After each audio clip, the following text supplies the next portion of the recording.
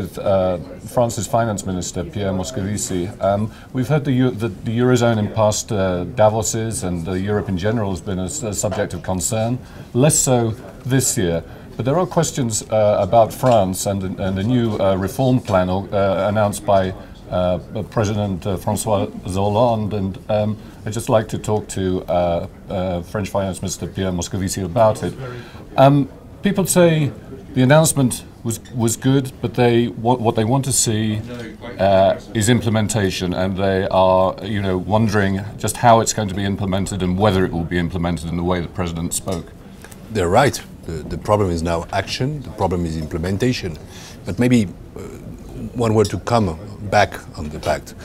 We are leading in this country since the last 20 months is a policy of reform. We are reducing our deficits, we are reforming the labor market, we are reforming professional training, we've reformed our pension systems, we are reforming also competitiveness and reducing the cost of labor. And this shows results. France is out of the recession, growth is coming back, unemployment is getting down, but it is not enough. And President Hollande wants the country to have a stronger impetus for growth, and especially the business, the firms, to invest. And this is why he launched this Responsibility Pact. He is now telling us, the government, you need to implement, you need to act, you need to show result. Yesterday morning, we were around him at the Élysée Palace for the first meeting of what he calls the Strategic Council for cutting in public expenditures. And we need to do that. We are now evaluating all the public expenditures. We are also starting discussions with the firms for taxations. We are also talking on social charges, which are a weight on the cost of labor. And by the end of March, we will have a whole package that we will give to the signatures of the social partners, as well the business and trade unions, in order to build a strong economic and social compromise for more investment, for more employment in this country, with a freer energy for investment. Some economists would say, with the economy, with growth still fairly fragile, that this may not be the point to be actually cutting the budget and talking about budget cuts. I mean, how do you respond to that? Do you think it's a good time to be doing this?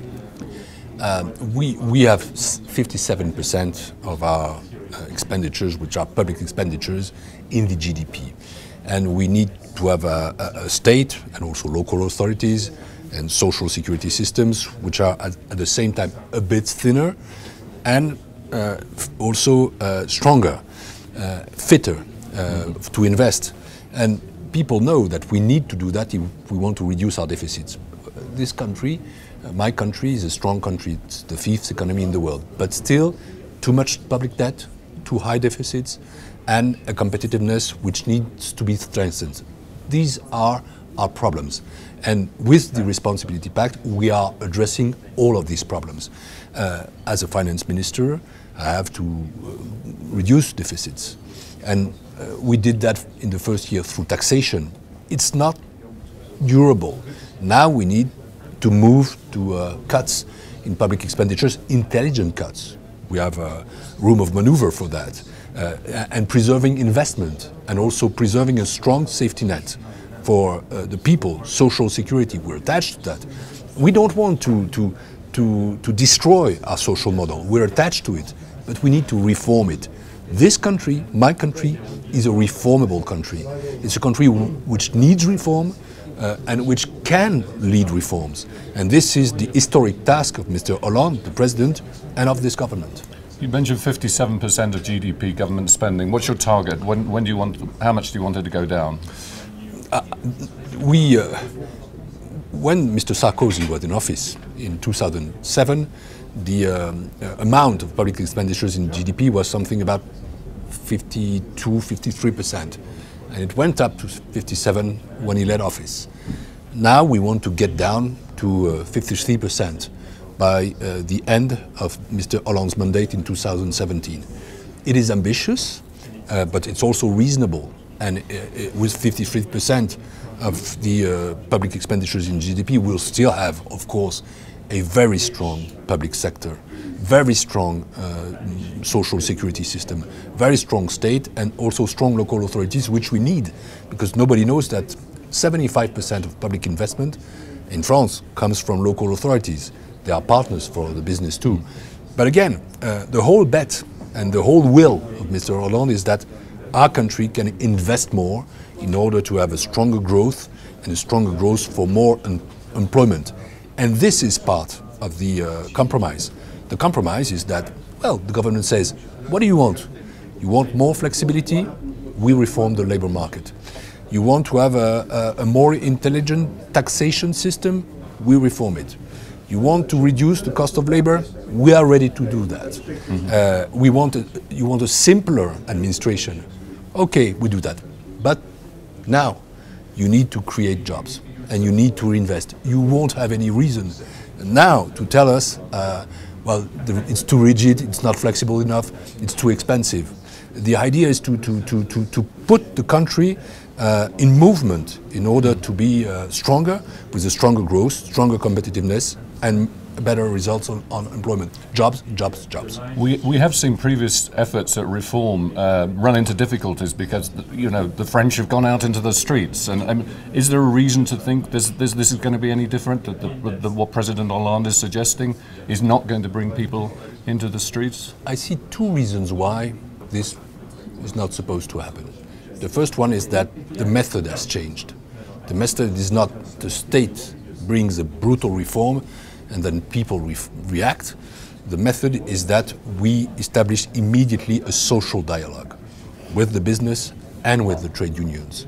And we have reformist trade unions. And the second reason why I'm confident that this can happen is that people in France are very conscious of the state of the country. They're proud to be French. They know that we are a major country in the world, as well politically and economically, but they know that we all need to make some effort in order to get stronger. And they know that we cannot stay as we are. If we stay as we are, France won't fall down. This is ridiculous. I'm sometimes struck by the caricatures, by the préjugés, by the French bashing, which is stupid. But France will slowly weaken. And that's not what we want. We want France to be in the lead. We want France to be what it is, one of the 5 strongest economies in the world, the second economy in the Eurozone and in Europe. And we want to harmonize with Germany. We want to be in the lead in the Eurozone. We want to be in the lead of Europe. We want to be in the lead of in the world. And for that, we need efforts. And I think the French now, they are mature. They know that we cannot stay as we are. We need reform, but a reform in social dialogue. That's what Mr. Hollande is now putting on the table. Can I ask you more broadly about the Eurozone?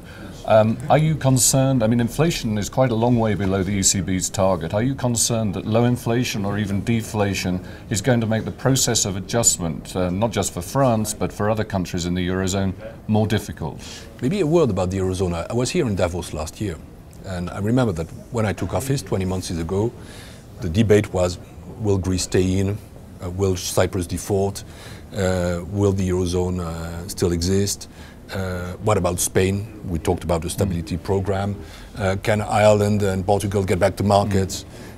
I see that now in Eurozone, with our efforts, we gain stability, we regain growth, we are out of recession, and we are building the banking union, which is a major progress for Europe. Something which is absolutely unprecedented, which will help us not to reproduce the conditions for crisis in the financial sector, and which will also fight financial fragmentation in Europe. And so, about Europe, I think that people need to be more today in more confident than they were 1 year ago. But still, there is this problem of low inflation. We need to be looking at that very carefully, but I feel that the ECB knows exactly what it has to do as well to fight inflation, but there is no inflation, but also to sustain growth. But the finance ministers, of course, are looking with a very vigilant eye on this problem, not worried, but vigilant. Very briefly, one last question. European parliamentary elections in May. The anti-EU parties are doing well in a number of countries, including in France. Are you concerned that they will come out of this looking stronger? They will be probably stronger, but I think there is no fatality that they are so strong. But in order to fight them, the pro-European parties need to have a pro-European program, and they need to show that they are acting for the people. If Europe is forever seen as austerity, punishment, constraint, and no hope, then why vote for the pro-European parties? This is why we must show perspectives of growth, perspectives of employment, perspectives of justice, and this is why we need to have very strong programs, realistic programs, because Europe needs to make reform, to adapt, but also programs of hope and programs of pro-European engagement. I'm a dedicated pro-European, and I wish that the pro-European parties will have a strong campaign. If they don't campaign, they will lose. That's the rule of any election, and that's also the same rule for that. And Europe needs to demonstrate that it is hope and it's the future of our children. Minister, thank you for coming. Thank you for coming.